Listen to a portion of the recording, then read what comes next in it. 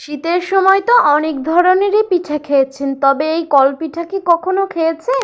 যদি না খেয়ে থাকেন তাহলে আজকের ভিডিওটা আপনার জন্য। তো চলুন ভিডিওটা শুরু করা যাক।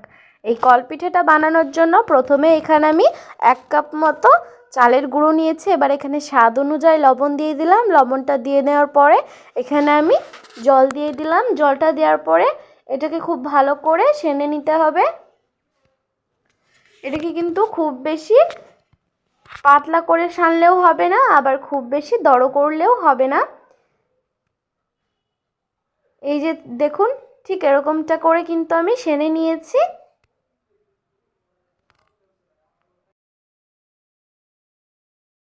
দেখুন এখানে আমি একটা সিরিঞ্জ নিয়েছি, আর এটা কিন্তু যে কোনো ডক্টরের দোকানেই পেয়ে যাবেন। এটাকে কিন্তু আমি ভেতরটা খুব ভালো করে পরিষ্কার করে ধুয়ে নিয়েছি। এবার যে আমি চালের আটাটা সেনে রেখেছিলাম ওটাকে এর ভেতরে দিয়ে দেব।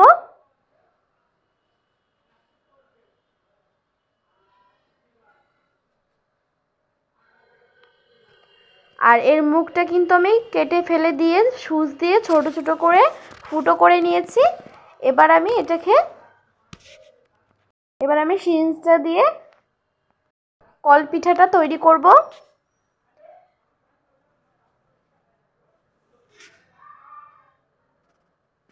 দেখুন এখানে আমি একটা ফুটো ফুটো থালা নিয়েছি। এই ফুটো থালাতে কিন্তু আমি তেল ব্রাশ করে নিয়েছি।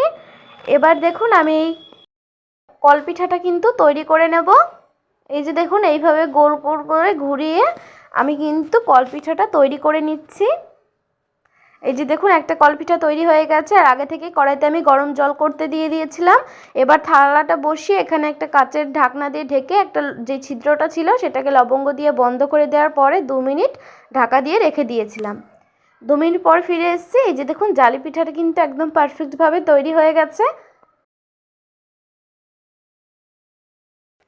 এইভাবে কিন্তু সমস্ত কলপিঠাগুলো আমি তৈরি করে নেব।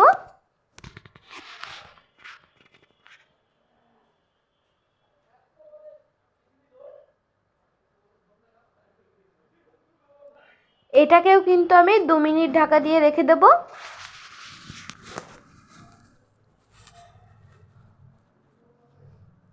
এটাকে এবার আমি নামিয়ে নেব।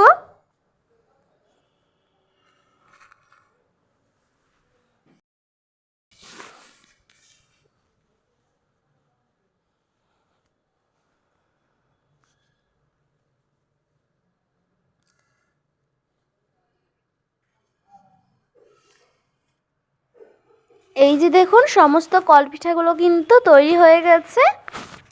কতটা সুন্দর লাগছে, আর এগুলো খেতে কিন্তু অসম্ভব সুন্দর হয়েছিল। আর এগুলো কিন্তু আমি চিকেন কষা দিয়ে খাবো। দেখুন কতটা সুন্দর হয়েছে, আর একদম নরম তুলতুলে হয়েছে। এই পিঠাটা যে একবার বানিয়ে খাবেন সে বারবার খেতে চাইবেন।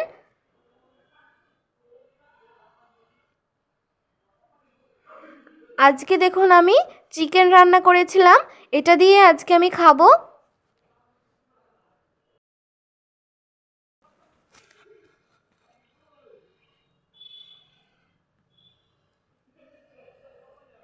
মাশাআল্লাহ খুবই সুন্দর খেতে হয়েছে।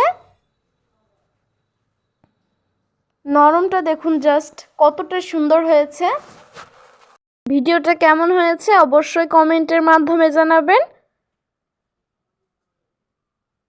ভালো লাগলে লাইক কমেন্ট শেয়ার সাবস্ক্রাইব করে দেবেন। ভিডিওটা যেখানেই শেষ করছি।